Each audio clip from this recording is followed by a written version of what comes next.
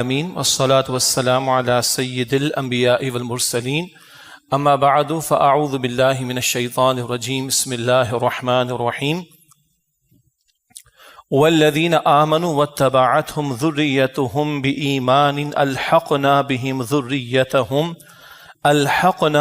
ذریتهم وما ألتناهم من عملهم من شیء کل امرئ بما کسب رہین صدق اللہ العظیم۔ اللہم صلی علی محمد وعلی آل محمد وبارک وسلم۔ رب اشرح لی صدری ویسر لی امری واحلل عقدۃ من لسانی یفقہوا قولی واجعل لی وزیرا من اہلی آمین یا رب العالمین۔ جمعے کا اصل مقصد بیان ہوتا ہے تذکیر کا۔ اللہ کے نبی مکرم صلی اللہ علیہ وسلم بھی آیات قرآنی کے ذریعے سے وعظ و نصیحت فرمایا کرتے تھے، اور اسی کا تسلسل ہے جو خطبات جمعہ میں ہماری کوشش ہوتی ہے کہ آیات قرآنی کا ذکر ہمارے سامنے آئے تاکہ ہفتے بھر میں جو غفلت طاری ہو جاتی ہے دلوں پر، وہ غفلت بھی دور ہو۔ جیسے کہ اللہ کے رسول مکرم صلی اللہ علیہ وسلم نے ارشاد فرمایا کہ دلوں کو زنگ لگ جاتا ہے، جیسے کہ لوہے کو زنگ لگ جاتا ہے۔ تو عرض کی گئی کہ اللہ کے رسول مکرم علیہ السلام اس کا علاج کیا ہے، اس کا حل کیا ہے کہ یہ زنگ کیسے دور کیا جائے؟ تو اللہ کے رسول علیہ السلام نے یہ بھی ارشاد فرمایا کہ کثرت سے موت کو یاد رکھنا اور کثرت سے قرآن حکیم کی تلاوت کرنا۔ یہ کثرت موت یعنی موت کا ذکر کرنا کثرت سے، یہ ہمارے دلوں کے زنگ کو دور کرے گا، غفلتوں کو دور کرے گا، اور کثرت سے قرآن حکیم کی تلاوت کا معمول ہو تو یہ قرآن حکیم ہمارے دلوں کے زنگ کو بھی دور کرے گا اور نور ایمان سے بھی ہمارے دلوں کو منور کرے گا، ہمارے ایمان کی آبیاری بھی کرے گا۔ اللہ تعالی ہمیں اس کی توفیق عطا فرمائے۔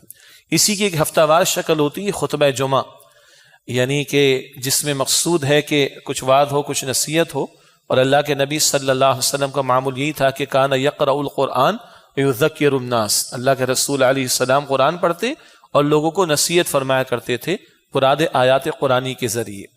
البتہ ہمارا معاملہ یہ ہے کہ ہمیں عربی نہیں آتی اکثر لوگوں کو، تو ہمارے ہاں مقامی زبان میں گفتگو کی جاتی ہے، جیسے یہاں اردو میں ہے، کہیں پنجابی میں ہوگی، کہیں سندھی میں ہوگی۔ عالم عرب میں جائیں تو وہاں تو 20-25 منٹ کا عربی میں خطبہ ہوتا ہے، اس سے کہ وہاں لوگوں کو عربی سمجھ آتی ہے۔ مگر ہمارے ملک میں آئے تو مقامی زبان میں کلام ہوگا، ویسٹ میں چلے جائیں، امریکہ میں، یورپ میں، تو وہ انگلش میں کلام ہوگا وغیرہ وغیرہ، تاکہ لوگوں کو معلوم ہو۔ بہرحال جو لوگ تو جمعے میں اول وقت میں آ جاتے ہیں ان کو تو یہ بات یاد دہانی تو ٹھیک ہے، لیکن اصل ان لوگوں تک پہنچنی چاہیے جو بالکل آخر میں آتے ہیں، دوڑتے ہوئے آتے ہیں کہ عربی خطبہ شروع ہونے والا ہے اور 2 رکعت کے پاس دوڑتے ہوئے چلے جاتے ہیں۔ یہ جمعہ نہیں ہے، یہ تو بھاگ دوڑ میں بس ایک فریضے کو اپنے اوپر سے اتارنے والی بات ہے۔ تو جمعے کا تو اہتمام یہ ہے کہ اللہ کے نبی علیہ السلام نے، ہم نے بات کچھ عرصے پہلے کی بھی تھی، کہ اس کا باقاعدہ اہتمام ہو، اول وقت میں بندہ آنے کی کوشش کرے اور غسل کر کے آئے، صاف ستھرا کپڑا پہن کر آئے۔ مردوں کے لیے ہے کہ خوشبو کا اہتمام کر کے آئے، مسواک کا، دانتوں کو صاف کرنے کا اہتمام کر کے آئے۔ وہ ماحول ہو کہ جس میں سنجیدگی ہو اللہ تعالیٰ کے کلام کو سیکھنے کی، سننے کی، تاکہ اس سے وعظ و نصیحت ملے، ہدایت ملے، نصیحت ملے، دلوں کا زنگ دور ہو، ہفتے بھر کی غفلتیں طاری ہو جاتی ہیں وہ غفلتیں دور ہوں، ایمان کی آبیاری لے کر بندہ اٹھے، کچھ میسج لے کر اٹھے۔ بہرحال اللہ تعالیٰ مجھے بھی توفیق دے، آپ کو بھی توفیق دے کہ ان آداب کا بھی ہم خیال رکھیں، اور یہ قرآن حکیم کا وعظ، یہ قرآن حکیم کا بیان، یہ ہم سب کے لیے یاد دہانی کا، ایمان کی آبیاری کا باعث بن سکے۔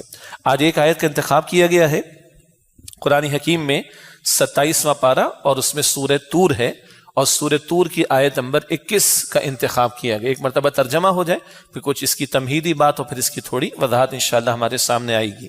اللہ تعالیٰ نے یہاں پر ارشاد فرمایا سورہ طور کی آیت نمبر 21 میں، والذین آمنوا، اور وہ لوگ جو ایمان لائے، واتبعتہم ذریتہم بایمان، اور ان کی اولاد نے ایمان میں ان کی پیروی کی، الحقنا بہم ذریتہم، ہم ان کی اولاد کو ان کے ساتھ ملا دیں گے، وما التناہم من عملہم من شیء، اور ان کے عمل میں سے کچھ کم نہیں کریں گے، کل امرئ بما کسب رہین، ہر ایک اپنے اعمال کے تعلق سے وہ گروی رکھا ہوا ہے۔ اس کی وضاحت آگے چل کر آ جائے گی۔ رہن کہتے ہیں عربی میں، قرآن حکیم میں لفظ ہے، گروی ہم اردو میں استعمال کرتے ہیں، اور بینکنگ ٹرانزیکشنز کے اندر کولیٹرل کا لفظ استعمال کرتے ہیں، کچھ رکھوا کر ہم لون لے لیتے ہیں اور لون واپس کرو، کولیٹرل واپس مل جائے گا تمہیں۔ تو ہم بھی گروی رکھے ہوئے ہیں. اس کا کیا مفہوم ہے وہ آگے چل کر بات انشاءاللہ آ جائے گی، اور یہ سب سے بڑا مسئلہ ہے ہمارا آخرت کے اعتبار سے. اس مقام پر اللہ تعالیٰ نے جنتی گھرانے کا ذکر فرمایا ہے. اللہ تعالیٰ نے جا بجا قرآن حکیم میں اہل جنت اور اہل دوزخ کا ذکر فرمایا ہے. ان کے اوصاف کو بھی اللہ تعالیٰ بیان فرماتا ہے اور کردار کو بھی بیان فرماتا ہے اور انجام کو بھی اللہ تعالیٰ بیان فرماتا ہے. البتہ یہ ایک الگ بات ہے کہ آخرت کے بارے میں کئی مرتبہ پردے پڑ جاتے ہیں غفلت کے، توجہ نہیں رہتی، غافل ہو جاتا ہے انسان، یقین نہیں ہوتا، کنوکشن نہیں ہوتا. ان سب وجوہات کی وجہ سے اعمال میں کوتاہیاں پیدا ہوتی ہیں، فکر بھی کمزور پڑتی ہے بلکہ کج ہو جاتی ہے، ٹیڑھی ہو جاتی ہے، اور اعمال میں بھی بگاڑ پیدا ہوتا ہے. آخرت اگر سامنے ہو فکر بھی ٹھیک رہتی ہے اور فکریں بھی ٹھیک رہتی ہیں، جس کو انگریزی میں کہتے ہیں نا ٹینشن ہے، فلاں چیز کی ٹینشن ہے، ایگزامز کی ٹینشن ہے، باس کو رپورٹ کرنے کی ٹینشن ہے، آڈٹ آ جائے گا اس کی ٹینشن ہے، فلاں سوال کر لے گا اس کی ٹینشن ہے، منتھ اینڈ کے اوپر رینٹ پے کرنا ہے، جیب میں پیسے نہیں، ٹینشن ہے. ان کو ہم فکریں کہتے ہیں نا اردو میں، فکریں. یہ ٹینشنز بہت ساری ہیں، لیکن اگر آخرت سامنے ہو تو ہماری ٹینشنز کا لیول بھی بدل جائے گا، کیفیت بدل جائے گی، اور اگر آخرت کا یقین ہو تو ہمارے اعمال بھی درست ہو جائیں گے. یہاں اللہ تعالیٰ نے اہل جنت کا نقشہ پیش کیا، اللہ تعالیٰ نے جا بجا نقشہ پیش کیا، مگر یہاں پر اہل جنت کا نقشہ پیش کرتے ہوئے ایک جنتی گھرانے کو اللہ تعالیٰ بیان فرما رہے ہیں. وہ کون ہے؟ والذین آمنوا، اور وہ جو ایمان لائے، واتبعتہم ذریتہم بایمان، اور ان کی اولاد نے ایمان میں ان کی پیروی کی. ماں باپ بھی ایمان پر ہیں اور اولاد بھی پیروی کر رہی ایمان کے تعلق سے. مراد اولاد بھی صاحب ایمان، اور پھر دیگر مقامات سے قرآن حکیم واضح فرماتا ہے کہ ایمان کے ساتھ اعمال صالحہ، ایمان کے ساتھ اس کے تقاضوں پر عمل کرنا، ایمان کے ساتھ دین کے تقاضوں پر عمل کرنا بھی لازم ہے. شرط واحد پہلے یہاں پر کیا آئی؟ ماں باپ بھی ایمان پر ہوں، اولاد بھی ایمان پر ہو. فرمایا کہ الحقنا بہم ذریتہم، ہم ان کی اولاد کو ان کے ساتھ ملا دیں گے. مراد یہ ہے کہ جنت میں بہت سارے درجات ہیں، کوئی درجات میں اوپر ہے، کوئی درجے میں درمیان میں، کوئی درجے میں نیچے ہے. اللہ سبحانہ و تعالیٰ کی شان کریمی، اور تمام مفسرین نے اس پر ذکر فرمایا کہ اللہ تعالیٰ نیچے والوں کو بلند کر دے گا، نیچے والوں کو ایلیویٹ کر دے گا، اور بلند کر کے اللہ اوپر والوں کے ساتھ ملا دے گا. وما التناہ من عملہ من شیء، اور ان کے اعمال میں ہم کچھ کمی اللہ فرماتے ہیں کہ نہیں کریں گے. مراد ہے کہ ہو سکتا ہے کہ درجات مختلف ہیں، اور یقیناً جیسے کہ ذکر ہوا، لیکن ایسا نہیں کہ وہ اوپر نیچے کا معاملہ رہے گا، بلکہ اللہ کی شان کریمی ہوگی کہ نیچے والوں کو اللہ بلند کر دے گا. یعنی کہ اوپر والوں کو نیچے لا کر ملا دیں، نہیں، نیچے والوں کو اللہ تعالیٰ بلند کر کے اوپر والوں کے ساتھ ملا دے گا. اب یہ تو ہے ایک جنتی گھرانے کا نقشہ. اللہ تعالیٰ اور نقشے بھی قرآن حکیم میں پیش کرتا ہے. کبھی اللہ تعالیٰ یہ بھی ارشاد فرماتا ہے سورہ زمر کی آیت نمبر 15 میں، قل ان الخاسرین الذین خسروا انفسهم واہلہم یوم القیامہ. اے نبی صلی اللہ علیہ وآلہ وسلم فرما دیجئے کہ بے شک خسارے میں تو اصل میں وہ لوگ ہیں جنہوں نے اپنے آپ کو اور اپنے گھر والوں کو قیامت کے دن خسارے میں ڈالا. خسارہ ہے، نقصان ہے، لاس سے دنیا میں بہت ہوتا ہے. کوئی اسٹوڈنٹ فیل ہو گیا ہے، کوئی ایگزام میں فیل ہو گیا ہے، کوئی انٹرویو میں فیل ہو گیا ہے، اور کوئی بزنس میں فیل ہو گیا ہے، وغیرہ وغیرہ. یہ سب خسارے ہیں، لیکن بہت ہی محدود زندگی کے خسارے ہیں. اصل خسارہ کہاں کا ہے؟ آخرت کا ہے. تو قرآن حکیم یہ نقشہ بھی پیش کرتا ہے کہ قل ان الخاسرین الذین خسروا انفسهم واہلہم یوم القیامہ. اے نبی صلی اللہ علیہ وسلم فرما دیجئے یقیناً خسارے میں سب سے بڑھ کر تو وہ لوگ ہیں جنہوں نے اپنے آپ کو اور اپنے گھر والوں کو کل قیامت کے دن خسارے میں ڈالا ہو. اسی طرح قرآن حکیم دہلا دینے والے بھی نقشے ہمارے سامنے رکھتا ہے. مثلا سورہ عبس وتولی کے آخر میں یوم یفر المرء من اخیہ وامہ وابیہ وصاحبتہ وبنیہ لکل امرئ منہم یومئذ شأن یغنی. وہ قیامت کی ہولناکی جو قرآن بیان فرماتا ہے، اللہ تعالیٰ اس سے محفوظ رکھے. انسان دور بھاگے گا اپنے بھائی سے، اس سے بڑھ کر دور بھاگے گا اپنی ماں اور اپنے باپ سے، اور اس سے بڑھ کر دور بھاگے گا اپنی بیوی اور اپنی اولاد سے. کیوں منہ چھپا رہا ہوگا، منہ جو ہے وہ فرار اختیار کر رہا ہوگا. لِكُلِّ امْرِئٍ مِّنْهُمْ يَوْمَئِذٍ شَأْنٌ يُغْنِيهِ، ہر ایک کو اس دن ایک فکر لاحق ہو جائے گی جو اس کو باقی تمام فکروں سے آزاد کر دے گی. وہ فکر کیا ہے؟ مجھے کسی طرح بچا لیا جائے، باقی جائیں جہنم میں تو جائیں، مجھے کسی طرح بچا لیا جائے. اور اس کی انتہائی شکل ہے جو سورہ معارج میں آتی ہے 29 پارے میں، سورہ معارج کے شروع میں، یود المجرم لو یفتدی من عذاب یومئذ ببنی وصاحبتی واخی وفصیلته التی تؤوی ومن فی الارض جمیعا ثم ینجی کلا انها لظی نزاعة للشوی تدعو من ادبر وتولی وجمع فاوعی. اللہ اکبر. مجرم چاہے گا فدیے میں دے دے، قیامت کے دن اپنے بھائی کو، اپنی اولاد کو، اپنی بیوی کو، اپنے سارے خاندان کو، سب کچھ چاہے گا وہ زمین پر جو ہے وہ دے دے اور کسی طرح عذاب سے بچ جائے.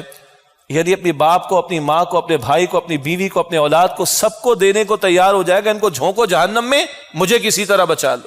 کلا ہرگز نہیں، انہا لظی، وہ تو ایک بھڑکتی ہوئی آگ ہے، نزاعۃ للشوی، وہ تو کھال کو ادھیڑ ڈالے گی. تدعو من ادبر وتولی، اسے پکارتی رہے گی وہ آگ کے جس نے رخ پھیرا اور منہ پھیر لیا. وجمع فاوعى، اور مال کو اس نے جمع کر کر کے رکھا، راہ خدا میں خرچ نہ کیا. یہ نقشے بھی قرآن کریم رشتوں کے حوالے سے پیش کرتا ہے. اللہ تعالیٰ اس دن کی ہول لانگ کی، اس ہم سب کی حفاظت فرمائے. اس وقت جو بات یاد دہانی کے طور پر اپنے اور آپ کے لیے پیش کرنا مقصود یہ ہے کہ ہم لوگ جنت کے بارے میں سیریس ہیں یا نہیں؟ ہم لوگ اللہ تعالیٰ کی جنت کے بارے میں سیریس ہیں کہ نہیں؟ ہم اپنے آپ کو اور اپنے گھر والوں کو کل جنت میں دیکھنا چاہتے ہیں یا نہیں؟ اور اس بارے میں ہمارے رویے ہمیں بتا دیتے ہیں. مثلا یہ بات پہلے بھی شاید ذکر میں آ چکی ہے کہ ہم اللہ سبحانہ و تعالیٰ سے اس کی جنت کا سوال دن میں شعوری طور پر کتنی مرتبہ کر رہے ہیں، اور اپنے ان پیاروں کے لیے کہ جن کی انگلی بھی چولہے کی آگ میں جلنا گوارا نہیں کر سکتے، اپنے ان پیاروں کے بارے میں ہم اللہ سے جنت کا سوال دن میں شعوری طور پر کتنی مرتبہ کرتے ہیں. اور اللہ نے جنت بنائی اور سجائی ہے، اور جس کا ذکر اللہ تعالیٰ نے جا بجا قرآن حکیم میں فرمایا ہے، وہ تذکرہ آتا رہا اور آتا رہے گا آئندہ بھی. وہ اللہ کی جنت سستی نہیں ہے، فری میں ملنے والی نہیں، اس کے لیے محنت ہے، اس کے لیے جد و جہد ہے اللہ کے فضل سے ملنے والی. مگر رب نے جو اوصاف اہل جنت کا بیان فرمائے، وہ اوصاف تقاضا کرتے کہ بندہ اس جنت کے حصول کے لیے اپنے آپ کو لگائے اور اپنے آپ کو کھپانے کی کوشش کرے. کیا نقشے آج ہمارے گھروں میں؟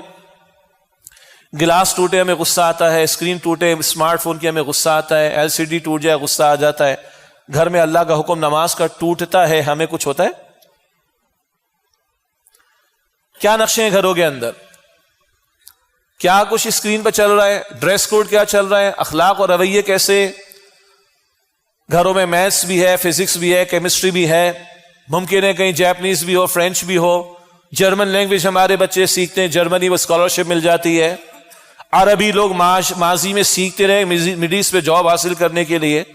اللہ کے کلام کا ذکر ہمارے گھروں میں کتنا ہے؟ اللہ کی کتاب ہمارے گھر میں کتنی کھلتی؟ ہم محمد مصطفیٰ علیہ السلام کے نام لیوا ہے. محمد مصطفیٰ علیہ السلام کی محنت اور محمد مصطفیٰ علیہ السلام کا مشن اور محمد مصطفیٰ علیہ السلام کا لائے ہوا دین اور محمد مصطفیٰ علیہ السلام کی جد و جہد اللہ کے دین کو غالب کرنے کے تعلق سے ہمارے گھر والوں کو اور ہمیں اس سے کوئی نسبت ہے؟ محمد مصطفیٰ علیہ السلام ایک پردہ کرنے والی کنواری لڑکی سے زیادہ حیا کرنے والے تھے. آج ہمارے گھرانوں کی حیا کی کیفیت کیسی ہے؟ محمد مصطفیٰ صلی اللہ علیہ وسلم کی صاحبزادی بی بی فاطمہ الزہرا رضی اللہ تعالی عنہا نے فرمایا کہ میرا جنازہ رات کی تاریکی میں اٹھانا. تو آج ہمارے گھرانوں میں ہماری بیٹی اور بہنوں کا ڈریس کوڈ کیسا ہے، لباس کیسا ہے؟ جنت ہمیں چاہیے تو فری میں تھوڑے ہی ملے گی. تو آج گھروں میں خسارے کی باتیں ہو رہی ہیں یا جنت کے حصول کی باتیں ہو رہی ہیں؟ ہمارے گھروں میں کتنی مرتبہ میں جہنم کی آگ کے حوالے سے رونا آ جاتا ہے، جیسے کہ پہلے بھی ذکر ہو چکا. اب عائشہ رضی اللہ تعالی عنہا روئی تو اللہ کے رسول نے پوچھا تمہیں کس شے نے رلایا؟ تو عائشہ رضی اللہ تعالی عنہا نے فرمایا کہ جہنم کی آگ کے خوف نے رلایا. ہمارے تو رونا اس بات پر آتا ہے کہ بس 50 لاکھ کی بچی کی شادی پہ خرچ کر سکے، کروڑ خرچ نہیں کر سکے. جی یہ ذرا ان لوگوں کی باتیں ہو رہی کہ جو ذرا تھوڑا سا زیادہ مالی حیثیت رکھتے ہیں، ان کے یہ مسائل ہیں. بس کیا کریں جی، آئی فون 12 پہ گزارا اور آئی فون 14 ابھی تک میرے بچوں کے ہاتھ میں نہیں آیا. اس پہ بیچاروں کو ٹینشن ہے. باقی فیفا اور کرکٹ میچز میں میں مزید بات نہیں کرنا چاہتا، لوگ خواہ مخواہ پریشان ہوتے ہیں اس کے اوپر. یہ ہمارے رونے ہیں. اور امت کی ماں کا رونا کس بات پر تھا؟ رضی اللہ تعالیٰ عنہ. اور رسول اللہ علیہ السلام کا رونا کس بات پر تھا؟ ساری رات ایک آیت گزار دی حضور علیہ السلام نے، ان تعذبہم فانہم عبادک وان تغفر لہم فانک انت العزیز الحکیم. اللہ تو ان بندوں کو اگر بخش دے تو یہ تیرے بندے ہیں. یہ تو مکالمہ حضرت عیسیٰ علیہ السلام کا اللہ تعالیٰ سے ہوگا قیامت کے دن. سورۃ المائدہ کے آخر میں اس کا ذکر آتا ہے. اور شفاعت کا بڑا لطیف انداز ہے جو عیسیٰ علیہ السلام اختیار فرمائیں گے اور عرض کریں گے اللہ تعالیٰ کے حضور، ان تعذبہم فانہم عبادک، اللہ اگر تو ان کو عذاب دے تیرے بندے ہیں، تیرا اختیار ہے، تو جو چاہے سو کر سکتا ہے. وَإِن تَغْفِرْ لَهُمْ فَإِنَّكَ أَنْتَ الْعَزِيزُ الْحَكِيمُ، اور اللہ تو ان کو بخش دے تو عزیز ہے، پورا اختیار ہے تجھے اس بات کا، اور تو حکیم ہے، تو سب کو معاف فرمانے کا فیصلہ بھی فرما دے. تو اللہ تیرا یہ فیصلہ حکمت سے خالی نہیں ہوگا. یہ تو عیسیٰ علیہ السلام اللہ کے حضور گزارش کریں گے قیامت کے دن. مسند احمد کی روایت ہے، ایک مرتبہ پوری رات اللہ کے رسول مکرم علیہ السلام اس امت کے تعلق سے یہ التجا اللہ کے حضور کرتے ہوئے روئے ہیں. تو حضور کا رونا تو یہ تھا، امت کی ماؤں کا رونا تو یہ تھا. ہمارے رونے دھونے آج کیا ہیں؟ ہماری پرائرٹیز میں اللہ نے جو جنت سجائی اور بنائی ہے وہ کدھر فال کرتے ہیں؟ جی فلاں فلاں اسکیمز پورے پاکستان میں، not to name any one. اچھا جی وہ نیا پروجیکٹ آ گیا، ذرا بھاگو ادھر سے پلاٹ پکڑو، سستا مل جائے گا. جنت کا پلاٹ اور جنت کا محل اور جنت کے محلات اور جنت کی نعمتیں اور جنت میں اللہ نے جو کچھ تیار کر کے رکھا ہے اس کے بارے میں فکر مندی کتنی ہے. تو یہ ہے جو اللہ تعالیٰ جا بجا یہ نقش قرآن حکیم میں پیش کرتا ہے. اور معاذ اللہ کوئی قصے کہانی نہیں ہے، یہ جنت بھی حق ہے اور وہ جہنم کا بیان بھی حق ہے. اور اللہ جو فرماتا ہے وہ سچ فرماتا ہے. وَمَنْ أَصْدَقُ مِنَ اللَّهِ قِيلًا وَمَنْ أَصْدَقُ مِنَ اللَّهِ حَدِيثًا. اللہ سے بڑھ کر کس کی بات سچی ہوگی؟ اللہ تعالیٰ سے بڑھ کر کس کا قول سچا ہوگا؟ تو ہم اپنے گھروں کا جائزہ لیں. اگر اس جائزے کے نتیجے میں ہاں لگے کہ گھر میں ایمان کی ورث ہے،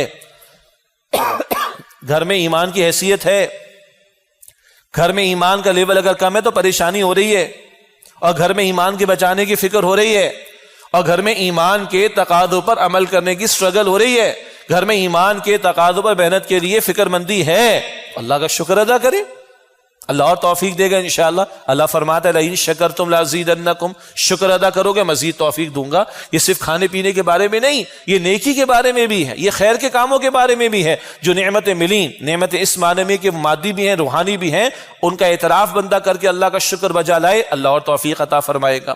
دیکھیں نا گھر میں نمازوں کی کیا کیفیات ہیں، دیکھیں گھر میں اللہ کے کلام قرآن حکیم سے تعلق ہمارے یہاں کتنا ہے، دیکھیں نا گھر میں کس قدر وہ فکر ہے جو محمد مصطفیٰ کی تھی صلی اللہ علیہ وسلم، کس قدر وہ فکر ہے جو امت کی ماؤں کی تھی رضی اللہ تعالی عنہن اجمعین.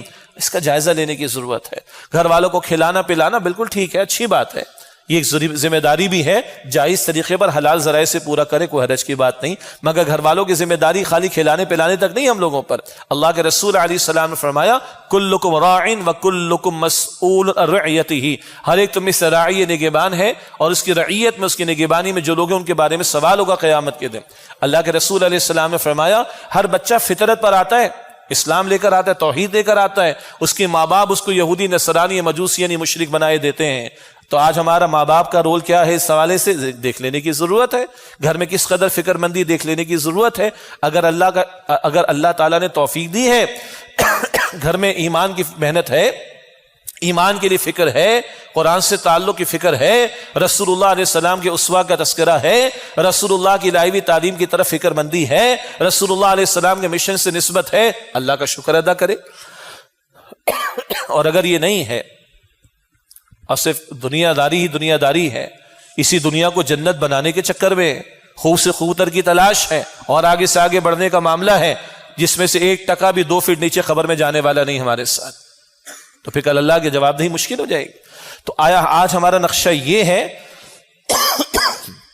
جو اس سورہ طور کی آیت نمبر 21 میں آیا کہ والذین آمنوا واتبعتهم ذریتهم بایمان الحقنا بهم ذریتهم، جو لوگ ایمان لائے اور ان کی اولاد نے ایمان میں ان کی پیروی کی، الحقنا بهم ذریتهم، ان کی اولاد کو ہم ان کے ساتھ ملا دیں گے، وما علتناهم من عملهم من شیء، اور ان کے عمل میں کچھ کمی نہیں کریں گے. یہ نقشہ ہے تو اللہ کا شکر ادا کرے، ورنہ فکر کرے خدا را. کل ہم نے خود بھی اپنے بارے میں جواب دینا ہے، وَلْتَنظُرْ نَفْسٌ مَا قَدَّمَتْ لِغَدٍ، ہر ایک تم میں سے دیکھ اسے کل کے لیے کیا تیاری کر رکھی. اور اپنے گھر والوں کے بارے میں بھی جواب دینا ہے، قُوا أَنفُسَكُمْ وَأَهْلِيكُمْ نَارًا، اپنے آپ کو اور اپنے گھر والوں کو جہنم کی آگ سے بچانے کی فکر و کوشش کرو. باقی ہمارے ہاں مختلف اجتماعیتیں ہیں، سب توجہ دلاتے ہیں. ہم بھی تنظیم اسلامی کے پلیٹ فارم سے جہاں اپنے ساتھیوں کو یہ توجہ دلاتے ہیں کہ خود اللہ کے دین کو سیکھنے کی کوشش کرنا، قرآن حکیم سے تعلق کی مضبوطی، اجتماعیت میں داخل ہونا، شامل ہونا، اجتماعیت میں جڑ کر اللہ کے دین کے تقاضوں پر عمل کرنا، جن میں خود اللہ کی بندگی کرنا، اللہ کی بندگی کی دعوت دوسروں کو دینا، اللہ کی بندگی پر مبنی نظام کو قائم کرنے کی جد و جہد کرنا بھی شامل ہے. وہیں ہم اپنے رفقائے تنظیم کو یہ بھی توجہ دلاتے گھروں میں بھی کام کریں. اس کی ایک ہماری اصطلاح استعمال ہوتی ہے گھریلو اسرہ. اسرہ عربی میں ویسے خاندان کو کہتے ہیں. تو باقاعدہ گھر والوں کے لیے نشستوں کا اہتمام ہو، جہاں گھر والوں کو بٹھا کر، بچوں کو بٹھا کر قرآن کا ذکر ہو، سیرت النبی کا بیان ہو، احادیث مبارکہ کا ذکر ہو، مسنون آداب کا ذکر آئے، کچھ لٹریچر کا مطالعہ ہو، کچھ فہم دین کا اس میں اہتمام کیا جائے. یہ ہے اگر گھروں میں آج یہ محنت ہو رہی ہے تو یہی نقشہ کل ہوگا کہ جو ایمان پر تھے اور ان کی اولاد ایمان پر رہی، اللہ تعالیٰ کہتے ہیں ملا دیں گے. باقی ذہن میں یہ رکھ لیں، آج ہمارے عقیدے اور ایمان بھی ہاتھ سے جا رہے ہیں. کبھی وہ دور تھا جب ہم یونیورسٹیز میں، کالجز میں اور ادھر میڈیا پر بھی انکار سنت کے فتنے کے تعلق سے کلام کرتے تھے. کچھ لوگ کہتے ہیں قرآن کافی، ہمیں سنت کی ضرورت نہیں. وہ بحث اپنی جگہ پر ہے، پہلے اس فتنے پر کلام ہوتا تھا.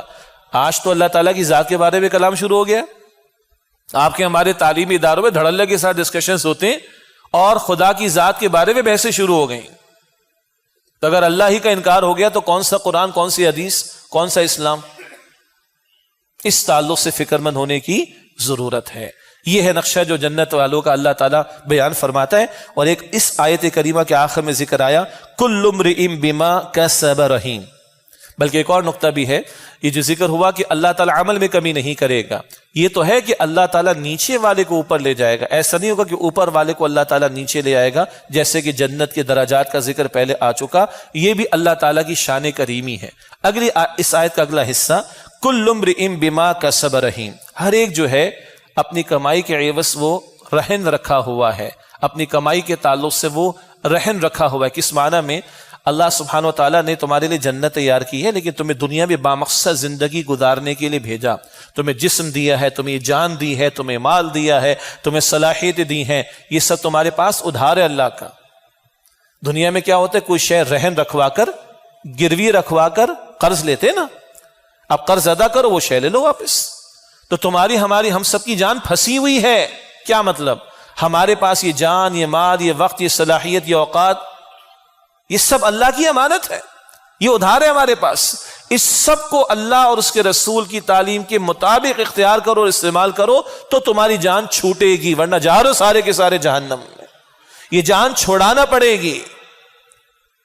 یہ رہن رکھا ہوا ہے، تم نے رہن رکھوا دیا گیا تمہارا یہ سارا معاملہ. تو یہ ہے جو اس کے حوالے سے ذہن میں رہے کہ ہم میں سے ہر ایک کی جان پھنسی ہوئی ہے. اس کو چھوڑانے کے لیے یہ جو اللہ نے ہمیں جسم و جان اور وقت و صلاحیت سب کچھ عطا کیا، اس سب کچھ کو لگانا ہے اللہ کی رضا کے مطابق. وہ جو اللہ تعالیٰ فرماتا ہے سورہ توبہ کی آیت نمبر 111 میں، ان اللہ اشتری من المؤمنین انفسهم واموالهم بان لهم الجنہ. بے شک اللہ تعالیٰ فرماتا ہے کہ اس نے اہل ایمان سے ان کی جانوں اور مالوں کا سودا کر لیا، اس کے عوض ان کے لیے جنت ہے. اس آیت پر ہم پہلے کلام کر چکے. یہ اللہ کی شان کریمی، ورنہ اللہ کو کسی سودے کی حاجت نہیں. یہ جان اللہ کی امانت ہے، یہ مال اللہ کی امانت ہے، جو کچھ ہے وہ اللہ کی امانت ہے. مالک نے، ہم کسٹوڈین ہیں. اس سب کو اللہ کی اطاعت و فرما برداری میں رضا کے مطابق لگاؤ، اللہ کی جنت کو پالو.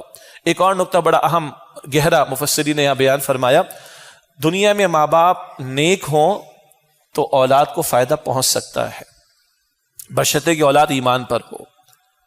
لیکن اولاد ظلم و زیادتی کر رہی تو خود جواب دے اللہ سبحانہ و تعالیٰ کے ہے. اسی میں یہ جو جملہ ہے نا، کل امرئ بما کسب رہین، ہر ایک اپنے اعمال کے عوض رہن میں ہے.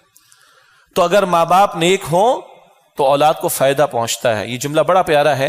اس تعلق سے سورہ کہف کو ذہن میں رکھیے، اور سورہ کہف میں جناب خضر اور جناب موسیٰ علیہ السلام کا جو واقعہ ہے، اور وہاں جو جس 3 واقعات اس میں آتے نا، دیوار سیدھی کر دی تھی، وہ دیوار کس کی تھی؟ یتیم بچوں کی تھی. اور اس دیوار کے نیچے کیا تھا؟ خزانہ تھا. اور آگے اللہ تعالیٰ فرماتا ہے وَكَانَ أَبُوهُمَا صَالِحًا. ان دونوں بچوں کا باپ نیک تھا، ان دونوں بچوں کا باپ نیک تھا. تو باپ کی نیکی بھی اولاد کو کام آ جاتی ہے.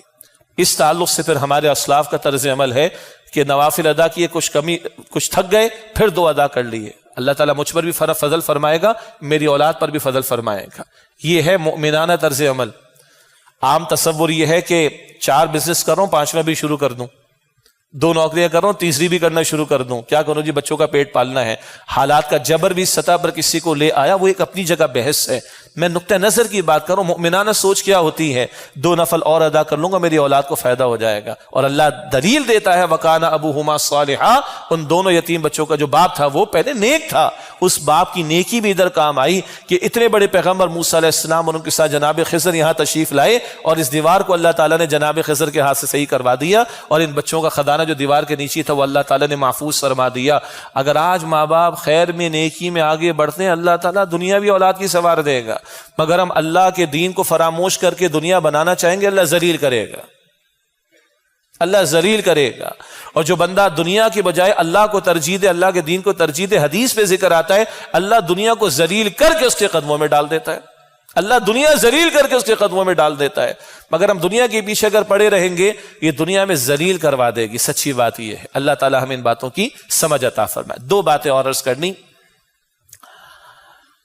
ایک تو ہمارے وزیر مذہبی امور وفاقی جو ہیں ان کی طرف سے کچھ بیانات آئے ہیں، اس کے حوالے سے اصولی بات مجھے آپ کے سامنے رکھنی ہے، اور یہ اس منبر رسول کا ہم پر فرض ہے اور قرض ہے کہ عدل کی بات کو بیان کیا جائے۔ 25 دسمبر ہوتی ہے، کرسمس منایا جاتا ہے، حکمرانوں کی سطح پر منایا جاتا ہے، حکمران بھی مناتے ہیں اور اپوزیشن والے بھی۔ کیک اگر حکمرانوں نے کاٹے تو پچھلے والے پی ٹی آئی والوں نے بھی کٹوائے کیک، ٹھیک ہے؟ یہ شرعی مسئلہ تو جا کے مفتیان کرام سے پوچھیں کہ ایک مسلمان اس کو سیلیبریٹ کرے تو اس کا ایمان اور عقیدہ کدھر کھڑا ہے، وہ تو مفتی حضرات جو ہیں وہ جواب دیں گے اس کے بارے میں۔ What they are celebrating Christmas, what is the concept of Christmas? The year in which the Lord came, inna lillahi wa inna ilayhi raji'un۔ یہ جو ہم بھی جو انگریزی میں اینو ڈومینی لکھتے ہیں نا، AD یہ درست نہیں ہے۔ اینو ڈومینی جو لکھا جاتا ہے that is the year in which the Lord came، یہ کہتے ہیں خدا عیسیٰ علیہ السلام، وہ خدا کے آنے کی خوشی منائی جا رہی، انا للہ و انا الیہ راجعون۔ تو یہ سارے کے سارے لگے ہوئے، تو جناب ہم آپ کو خوب فنڈز دیتے ہیں، ہماری وزارت میں تو پیسے ہی آپ کے لیے موجود ہیں، انا للہ و انا الیہ راجعون۔ اور وہ عجیب وزارت ہے کہ اس کا نام بھی ہے وزارت مذہبی امور اور بین المذاہب ہم آہنگی، جوڑ دیا گیا اس کے ساتھ۔ تو کچھ ان کی مجبوری بھی ہوگی، مگر ایسی بھی کیا مجبوری کہ مسلمانوں کی مسجدوں کے لیے کوئی فنڈز آپ کے پاس نہیں ہے، مسلمانوں کے مدارس کے لیے کوئی فنڈز آپ کے پاس نہیں، مسلمانوں کے لیے دینی تعلیم کے لیے کوئی فنڈز آپ کے پاس نہیں ہے، آپ کے لیے ہیں جناب اقلیتوں والوں کے لیے۔ پچھلے والے بھی تھے، گردوارے بنا دیں گے، مندر بنا دیں گے، بت کے ماننے والوں کی عبادت گاہیں بھی بنا دیں گے۔ ایک پورا امیج ہے جنرل مشرف کے دور سے چلا آ رہا ہے، سافٹ امیج پیش کرنا ہے۔ کیا جنرل مشرف کا معاملہ، کیا نواز شریف کا دور، کیا زرداری صاحب کا دور، کیا عمران خان کا دور، اور کیا اس وقت کے والوں کا دور، سارے لگے ہوئے جناب۔ آپ بے فکر رہیں، ہم آپ کو پیسے بھی دیں گے، ہم آپ کے گردوارے بھی بنائیں گے، ہم آپ کے لیے جو ہے وہ چرچز بھی بنائیں گے، اور آپ کے لیے مذہبی عبادت گاہیں بھی بنائیں گے، جبکہ 3% بھی اقلیت کے لوگ پاکستان میں نہیں، اور باقی آبادی کتنی ہے ہماری؟ 97%۔ ان 97% مسلمانوں کے لیے کیا ہے آپ کے پاس؟ ہاں FATF ہے، مدارس پر پابندی ہے، دین والوں پر زندگی کو اجیرن کرنے کا معاملہ ہے، اور بعض مساجد کو شہید کرنے کا معاملہ بھی ہے۔ دنیا کے سامنے سافٹ امیج پیش کرنا ہے، اللہ کا خوف کرنا چاہیے، اللہ کو جواب دینا ہے۔ ہم کہہ رہے جناب ہم مذہبی سیاحت کا راستہ کھولیں گے پاکستان میں، ہم جو ہے وہ بدھ مت کے ماننے والوں کو اور ہندو مت کے ماننے والوں کو اور گرو نانک کے ماننے والوں کو، ان ساروں کو دنیا بھر سے بلائیں گے اور فیسیلیٹیٹ کریں گے۔ اب ہم مذہبی سیاحت کو اس ملک میں فروغ دیں گے، یعنی باقی 97% کا دین اسلام وہ مکمل تو ہے، وہ مکمل قائم بھی ہو چکا ہے، اور سب کا عقیدہ محفوظ ہے، سب کی عبادات بالکل درست ہو گئی، سب کے معاملات دین بالکل درست ہو گئے، اور یہ ملک جس کو اسلام کے نام پر لیا گیا وہ اسلام قائم اور نافذ ہو چکا ہے۔ گویا کہ باقی 3% کو فیسیلیٹیٹ کرنے کے لیے آپ کے پاس اسٹیٹ بھی ہے، آپ کے پاس فنڈز بھی ہیں۔ وہ ملک جو ڈیفالٹ کے قریب جایا ہوا نظر آ رہا ہے، ایک طرف یہ حالت ہے، اور دوسری طرف ہم کہتے ہیں مندر بھی بنا کر دیں گے، یہ بھی بنا کر دیں گے، وہ بھی بنا کر دیں گے۔ کیا کرنا چاہ رہے ہو بھائی؟ جس دین کے تم اور ہم ماننے والے، جس کے نام پر مملکت خداداد پاکستان کو لیا، یہاں اسلامی اقدار کدھر ہے؟ اسلام کا نفاذ کدھر ہے؟ اس کے بارے میں کوئی حساسیت نہیں ہے۔ 25 دسمبر کو کرسمس کا کیک بھی کاٹو، ان کو خوش بھی کرو، یہ بھی کرو، تو سوالیہ نشان یہ ہے ہم نے مر کر اللہ سبحانہ و تعالیٰ کو جواب دینا ہے۔ اور آخری بات، اس وقت جو ملک کی معاشی صورتحال ہے ہم سبھی بھگت رہے نا بھائی، یہ جملے بھی پرانے ہیں کہ 2 وقت کی روٹی بھی نہیں مل رہی، خودکشیاں تو بڑھتی چلی جا رہی ہیں، اور بہرحال ایک حالات کا جبر ہمارے اوپر اس وقت ہے، اور یہ بار بار خبریں آ رہی کہ ملک کہیں ڈیفالٹ کے قریب نہ پہنچ جائے۔ ایک طرف یہ صورتحال ہے ملک کی، اور ہم اربوں روپے اب بھی سود کی مد میں ادا کرتے چلے جا رہے ہیں، اور سودی قرضوں کی مد میں ادا کرتے چلے جا رہے ہیں، مگر وہ رسہ کشی ہمارے حکمرانوں کی ختم ہو کر نہیں دے رہی۔ حکمرانوں کی اور اشرافیہ کے اپنے اللہ تللے بھی ہیں، ایسے قوانین کی جناب اپنے معاملات اور اپنے مفادات کو سیف کروا لو، اور جو اس وقت باہر اپوزیشن میں بیٹھے ہوئے ہیں ان کا مسئلہ صرف یہ کہ کسی طرح ہم حکمرانی کے اندر آ جائیں۔ عجیب صورتحال ہے، مفاد پرستی کا معاملہ ہے، کبھی کسی کو جو ہے وہ chief of the army staff بہت اچھا لگتا ہے، بعد میں برا لگنا شروع ہو جاتا ہے، پہلے کسی کو برا لگتا ہے اب اچھا لگنا شروع ہو جاتا ہے۔